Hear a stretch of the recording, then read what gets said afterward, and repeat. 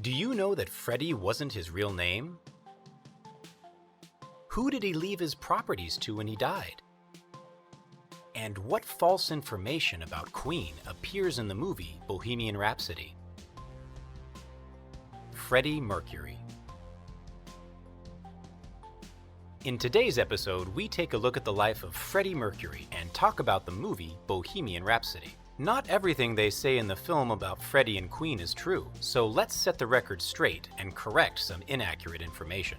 Freddie, originally named Farrokh Bulsara, is born on the island of Zanzibar off the eastern coast of Africa on September 5, 1946. At that time, Zanzibar is a British colony, so Freddie later gets UK citizenship. His parents were Parsis, meaning members of an Indian, originally Persian, branch of the Zoroastrian religious community. When Freddie is 9 years old, his family sends him to St. Peter's boarding school in Mumbai. At this young age, he has to leave behind his father, his younger sister Kashmir, and above all, his dear mother, with whom he has a very strong relationship. From childhood, he is interested in music, so at school he learns to play piano and also starts his very first band, the Hectics. They play covers of famous Western rock and roll music. Even at this young age, it's becoming obvious that Freddie has big musical gifts. A friend recalls he had an uncanny ability to listen to the radio and replay what he heard on piano. It's at this time the young boy gets nicknamed Freddie by his teachers and classmates, which also gets adopted by his parents and sticks with him for the rest of his life. Soon, Freddie decides to go back home and his band falls apart. He's finally back in Zanzibar, but only for a short time. It's 1964 and a bloody revolution breaks out in the country. Freddie and his family flee to London. There, Freddie starts on his path towards becoming a musical icon. You could almost say that if the bloody revolution in Zanzibar hadn't happened, his family would probably never have gone to London, and we wouldn't even be talking about Freddie Mercury here today. In the beginning, however, London doesn't look very promising. Freddie isn't doing well at school, except in one subject, art. So, when choosing where to study next, in 1966, he decides to attend the Ealing College of Art. Freddie's new environment helps him a lot. He lives in London, which at the time is a very lively and exciting place with lots of culture for young people, and he's studying at a quality art school, which later proves to be a very good choice. During his studies, Farrokh, which is still his official name at this time, meets the singer Tim Staffel. Tim is a musician who performs in the band Smile, who befriends Freddie at school. Later, Tim introduces him to other members of Smile, Brian May and Roger Taylor, who Freddie even lives with for a while. But Tim soon leaves the band, and Freddie is their first choice substitute to replace him. They're all captivated by his interesting vocal quality and wide range. The boy from Zanzibar can finally see what it's like to sing in front of people, and he starts to like it a lot. He has very unique and extravagant behavior on stage, which his bandmates don't like and try to get him to stop. But this is Freddie, and the stage for him is the place where he can be fully relaxed and honest with himself and with the crowd, so he doesn't change anything. This is also when he begins his relationship with Mary Austin. A girl whose parents are both deaf loves him for his self-confidence and tremendous kindness. Freddie soon proposes and they get engaged. With Freddie joining the band, big changes are underway. The singer comes up with a new name, Queen. If he did not fight hard for this name, we could be referring to them with the name Grand Dance. That's what Brian and Roger liked. At the same time, Freddie begins composing in a totally different style of music than the band is used to playing, and because of his interest in mythology, soon creates for himself the artistic surname Mercury. He officially changes his legal name to his nickname Freddie and his new last name Mercury, and a star is born. Queen still lacks a quality bass player, but after some time searching, they find one in John Deacon. John doesn't have it easy at the beginning. The band still played with other bass players and he didn't know if they would ever make him an official member. But in the end, he manages to prove himself and become a full member of the band in his own right. And Queen as we know it is finally complete. They start to work together on their debut self-titled album, Queen. There are no immediate major successes after its initial release, but all the band members knew it's at least a promising start. Their biggest success comes in November 1975 with the release of their album, A Night at the Opera, which includes the now well-known song, Bohemian Rhapsody. The song makes it to #1 in the British music charts and stays there for another 9 weeks. This is when Freddie's wild ride of success and fame really begins.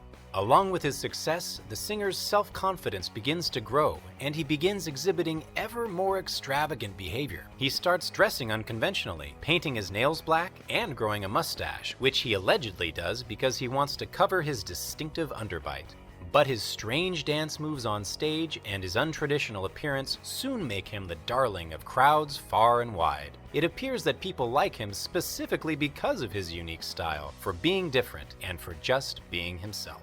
The band is already well known in England, but it's their album The Game that starts getting them attention all over the world, becoming the best-selling album in the US. His newfound popularity enables Freddie to live a wild life filled with parties and alcohol. Everybody loves him, and he's constantly surrounded by many important people who soon become his friends. He invites celebrities like Princess Diana to his villa in Kensington, London. Through his hectic life meeting so many different kinds of people, Freddie gradually comes to realize that he's gay. With this realization, he ends his relationship with Mary, who he still considers his soulmate. Over the next few years, he goes through a lot of lovers, but Mary keeps the most important place in his life until it ends. "All my lovers asked me why they couldn't replace Mary, but it's simply impossible," he said once. Many long years of concerts all around the world, recording music and partying led to Queen's most famous performance, their Live Aid concert. On July 13th, 1985, they perform a 20-minute set at a charity concert at Wembley Stadium in London. The concert is broadcast by 13 satellites and has 1.6 billion television viewers worldwide. Paul McCartney, David Bowie, Madonna, U2, The Who, and other huge stars of the music world of the day perform at Live Aid, whose proceeds went to victims of famine in Ethiopia. In 1987, Freddie Mercury learns that he is suffering from AIDS, and while he's afraid of the illness, he realizes his debaucherous lifestyle went far beyond the usual fads of rock stars. "I had more lovers than Elizabeth Taylor," Mercury boasts to his friends. He doesn't want to give up his passion, and rather than resting, he starts to seek out new challenges. He finds something he hadn't tried before, but which he has an undeniable gift for: opera. The famous rock singer starts working closely with an opera singer from Barcelona he's admired since 1981, Montserrat Caballé. They both soon agree on a joint performance. The combination of rock singer and Spanish opera wonder was unprecedented. Their conflicting styles and clashing on-stage presence seems a bit unusual, mainly because of Mercury's excessive energy. Most importantly, however, is that the duo approached their project with absolute determination, enthusiasm, and purity. They're not worried about commercial success, they simply want to create something extraordinary. In 1987, Mercury speaks out, "I'm moving into opera now, forget rock and roll." The title song, Barcelona, taken from their joint album, recorded that year but released 5 years after its inception, after Mercury's death, becomes the official album of the 1992 Olympics, which take place that year in the Catalan capital. In the following years, Freddie moves to the Swiss city of Montreux, where he records several solo tracks. He spends the last 2 years of his life behind the walls of a richly furnished estate in the London suburbs of Kensington. As his illness progresses, he's cared for by Jim Hutton, his assistant Peter Freestone, and Mary Austin, his former fiancée and lifelong girlfriend. With the addition of his Persian cats, he has a full house. Freddie Mercury dies on November 24, 1991, around 7 p.m., from pneumonia as a complication of his illness. His partner buries his ashes in secret. According to legend, they are dispersed in Montreux, Switzerland, on the shores of Lake Geneva. He doesn't want his body to ever be dug out of the ground, as has happened with other celebrities. His funeral ceremony is performed by a Zoroastrian priest, demonstrating his lifelong devotion to his childhood religion. Most of his property, including a huge villa, is left to Mary Austin. As we promised at the beginning, let's take a look at how some events in Bohemian Rhapsody compare to Freddie's real life. First, Freddie and Mary's relationship never ends completely. Freddie Mercury and Mary Austin are a couple for 6 years, but never marry. During their relationship, Freddie is unfaithful to his partner, but their breakup was not as painful, strange, or lengthy as it is in the movie. Mary says their relationship has only changed. She becomes a close friend and confidant. There's also a difference in the way Freddie asks Mary to marry him in the film and how it really went. In real life, Mercury proposes to her on Christmas, and because he doesn't have a lot of money at the time, her ring is a cheap trinket, the exact opposite from the movie, where Mary gets an expensive ring with a huge diamond. Second, Freddie is not diagnosed before the Live Aid concert. The singer only learns he has AIDS in 1987, 2 years after Live Aid. It is this fact that gives rise to most criticisms of the movie. Critics say it is an insult to Mercury's memory that the film claims his illness has anything to do with his decision to perform at the concert. Third, Mercury does not meet his partner Jim Hutton at a party. In reality, Hutton makes a living as a hairdresser at the Savoy Hotel. The pair encounters each other for the first time at a nightclub in 1984. The singer invites Hutton for a drink, but he refuses because he has a partner at the time. The following year, they meet again, and after meeting for the second time, they become a couple. When he meets Mercury, Hutton has no idea who the singer is. When Mercury reveals his stellar status, the hairdresser remains calm. He stays by Freddie's side even after learning of his fatal diagnosis in the spring of 1987. He refuses to leave and find someone else for himself, even after Freddie encourages him to go. Instead, Jim stays with him until his death. In 1990, Hutton finds himself HIV positive, and he also develops AIDS. He dies of lung cancer in 2010.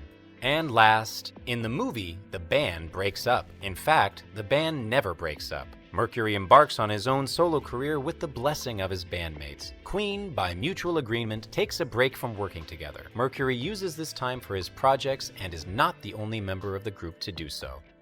Inaccuracies aside, Bohemian Rhapsody's box office success shows we're still interested in Freddie's life and music, even 30 years after his death. Freddie may be gone, but his legendary talent will stand the test of time. Thanks for watching to the end. If you like our videos, please subscribe to help us create more content.